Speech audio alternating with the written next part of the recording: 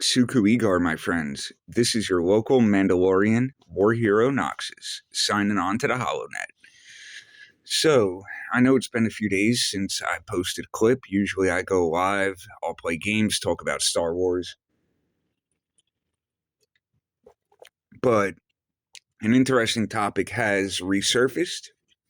It's about a 2, maybe 3-year-old rumor, however long Ahsoka's been out, that's how old this rumor is. So, Noxus, what's this rumor you're talking about that's so old but keeps resurfacing?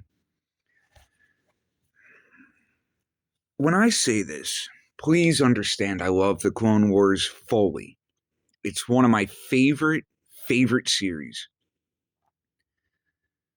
I want a live action just as much as Ewan McGregor and Christian Hayden has been going on and on saying we want to wear the clone armor, we want to do this. I want the exact same thing. But in the Jedi Council, there are enemies amongst the Jedi. Bob Iger, or Bob Iger, whatever his name is, and Kathleen Kennedy are the biggest enemies. A lot of people still think Dave Filoni's an enemy of Star Wars, but he's not. I have the proof. I have everything that's needed. For example, when Acolyte was made, he passed over leadership to Kathleen Kennedy. He got fed up with the bullshit. He said, you want to run it into the ground? Here, you take it, you run it. She asked to put his name on it. He said, sure, why not? He didn't realize the piece of garbage they made. I really hate this, that he has that blight on him. There's a lot of other blights that were ran by Kathleen Kennedy that... The fuck? That is such a weird glare. Anyway, there's a bunch of blights that have been produced under Filoni's name. I don't think it's right. I really don't like that glare. And I also don't think that somebody who's not a Star Wars nerd, like Sam Witwer, who outdone Lucas himself, or Filoni, I should say. No, actually, I think it was Lucas. Or somebody like me, who keeps up with the lore. We need lore keepers in order to maintain this community. We don't need somebody coming in looking for a quick buck and then saying, oh, we're gone. See, and that's fine. Man, I look rough. I just woke up. Sorry, I look so rough. Like I said, I just woke up and my news feed is just covered from every Star Wars creator on YouTube talking about this. So I wanted to make this short. And I wanted to say that, we got to get these enemies out of Lucasfilm if we want Filoni and Favreau to take over. John and Dave their work together is amazing. The Clone Wars is great.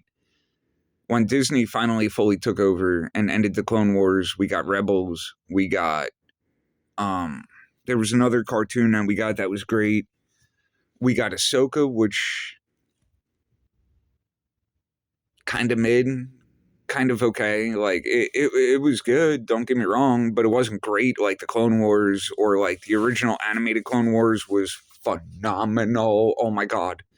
You want to talk about a Star Wars nerd, like, having a nerdgasm. Just put on the original crappy drawn Clone Wars. And yeah, it's over. I'll sit there and I'll rewatch it. So, what I look for in shows that I watch or books that I read, I look for a story. I look for a story that goes from point A to point B to point C to point D. And sometimes, not even sometimes, a lot of times it could go point A to point C.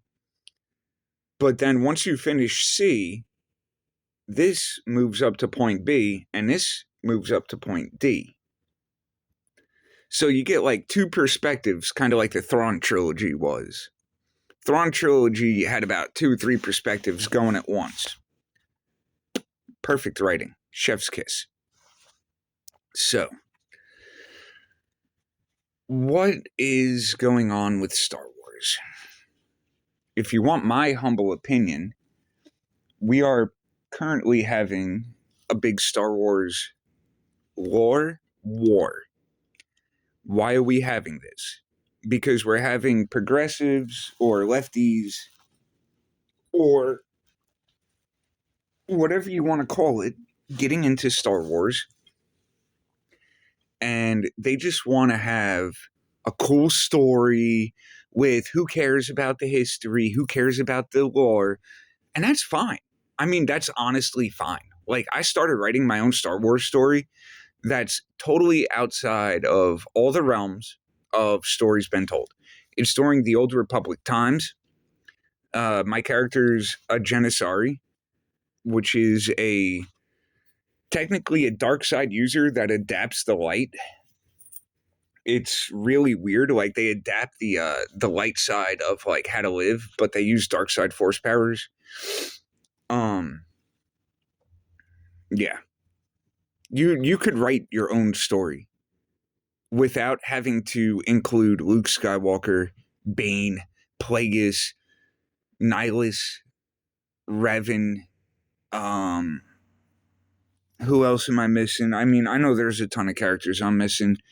But anyway, you can make stories without including these powerful Sith Lords. You want to make some bullshit story like the Acolyte. That's fine. You can make that story. But put it in a timeline where nobody's going to give a flying fuck, in all honesty. Put it in a timeline where it's like the Old Republic, there's nothing going on. You could make some bullshit up right there. You don't have to tag in, who was it, Coyote or whoever they brought in who wasn't even born at the time. Like,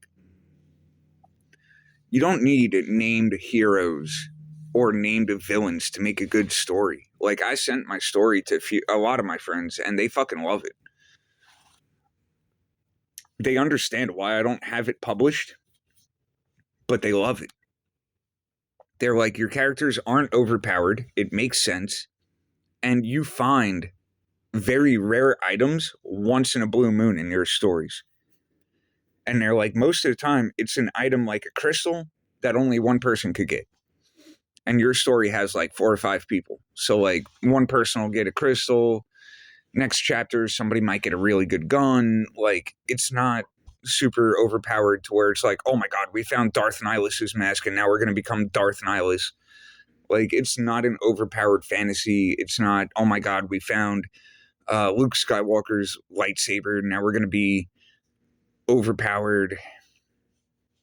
But a lot of these stories that Lucasfilm right now is currently writing, even the Acolyte, it's all Mary Sue characters.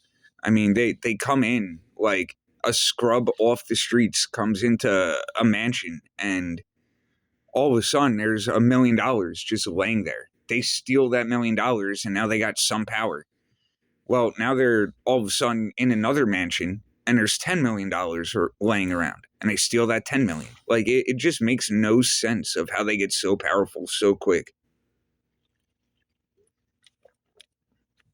Their story isn't drawn out to where it makes sense. Their story is absolutely horrid. I think anybody with a half a brain and even just a little concept of just a thought about caring for Star Wars could get a better story out. Anyway, that's my rant. I would love to see Ewan McGregor and Christian Hayden in clone armor, but who knows if it'll happen. Suku Igar, my friends. Please like and follow.